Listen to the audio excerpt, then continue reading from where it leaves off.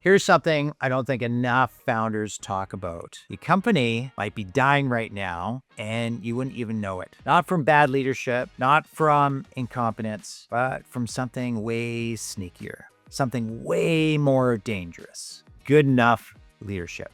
I've got to be honest, it's killing more startups than any competitor ever could. I've seen this play out for 25 years now. Nintendo, EA, my own companies. I've worked under good enough leaders and I've watched really talented teams crumble, not because they were lazy or incompetent, but because no one was willing to raise the standard. And the tricky part is that good enough doesn't look like a problem at first. It looks like full calendars. It looks like KPIs getting hit. It looks like, hey, we're not crashing. We must be doing something right. But inside, you've stalled. Your best people are quietly checking out LinkedIn. Your competitors are shipping features you dreamed up 6 months ago. And you're sitting in meetings wondering why everything feels stuck.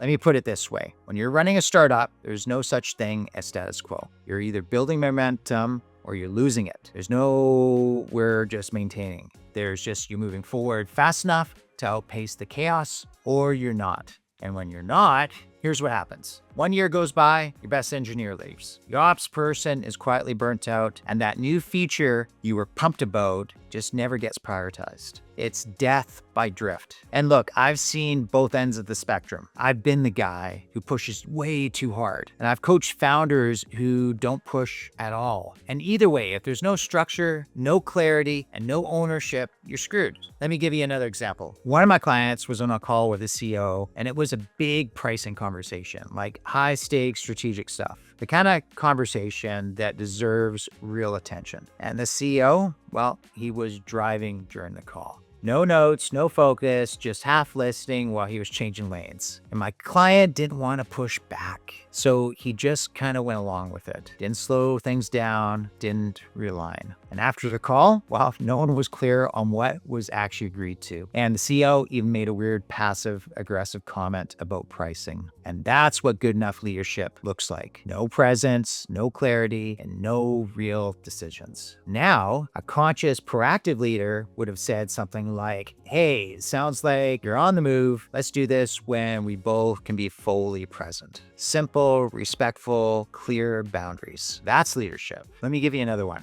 This client of mine, super sharp guy, he's in a meeting with one of his own clients. And he says something really simple, like, why don't you stop bleeding and focus on the users you already have? Now, that's not earth-shattering advice, right? Just solid, practical strategy. They implemented it and it worked. They made, like, no joke, an extra $120,000 or $200,000 in revenue. And here's the wild part. That client didn't even realize where the win came from. He didn't connect it to the advice. He didn't say thank you. He didn't tell the team. They just moved on because there was no system to track that impact. No moment to pause and say, hey, that worked. Let's learn from it. And that's the cost of unconscious leadership. Innovation doesn't die because the ideas are bad. It usually dies because nobody owns the learning loop. There's no reflection, there's no feedback, and there's no celebration. And the people stop trying. Why bother really if no one notices? All right, another one. The founder I work with, he let a team member override the ad strategy. The guy was confident, he had a strong opinion, and instead of slowing down and rechecking the data or pushing back, the founder just said, okay, sure, go for it. And guess what? That one decision wiped out months of work. Campaign performance tanked and ad sets weren't working. I mean, it was just gone. It was a mess. And the kicker, that same team member turned around and said, you've got to push back. This is your responsibility.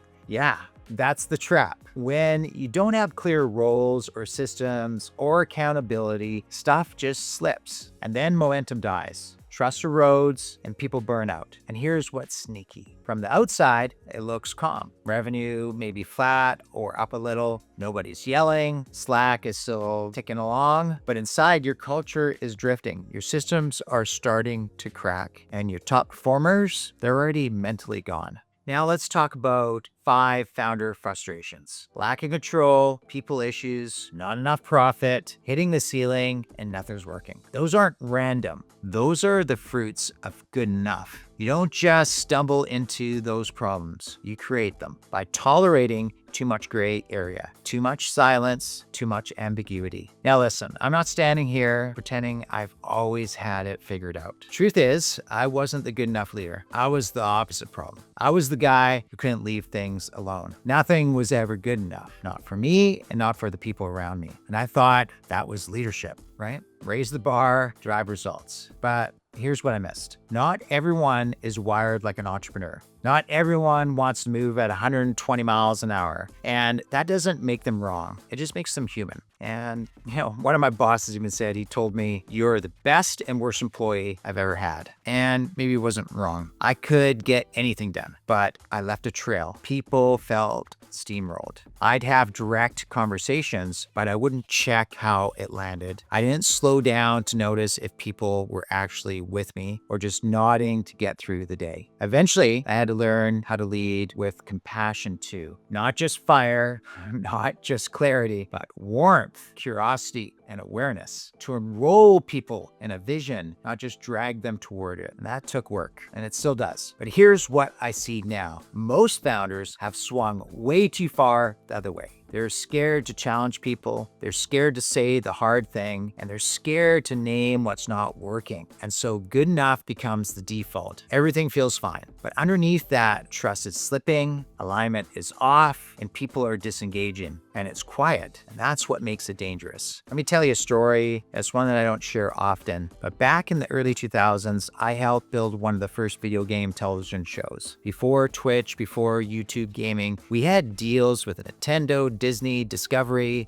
big names, huge opportunity. And we were proud of what we were doing, like really proud. We built something with integrity, but here's where good enough crept in. We gave one of our sponsors' games a fair, but not glowing review. Maybe it was a 6 or 7 out of 10. And they pulled the sponsorship right before we went to air. Now here's the kicker. This person who pulled it, I'd hire her years earlier. I left voicemails, sent emails, but nothing. She didn't respond. Her boss didn't respond. And my business partner at the time didn't want to rock the boat, didn't want to push. And honestly, I didn't push either. We filled the financial gap, but something cracked. A couple weeks after I left the company, they brought the sponsorship back. Did they rewrite the review? Did they compromise editorial? I don't know, but I wasn't part of it, and it stung. Not because we won the deal back, but because they might have lost the integrity that was built. Looking back, here's what we were missing. We had the vision, but we didn't have systems to protect it. We didn't have a clear editorial policy, and we weren't aligned as founders. And we definitely didn't have the courage to have the hard conversations before the crisis hit. And that's what good enough leadership does. It says, let's just move forward. Proactive leadership, it asks, are we moving forward in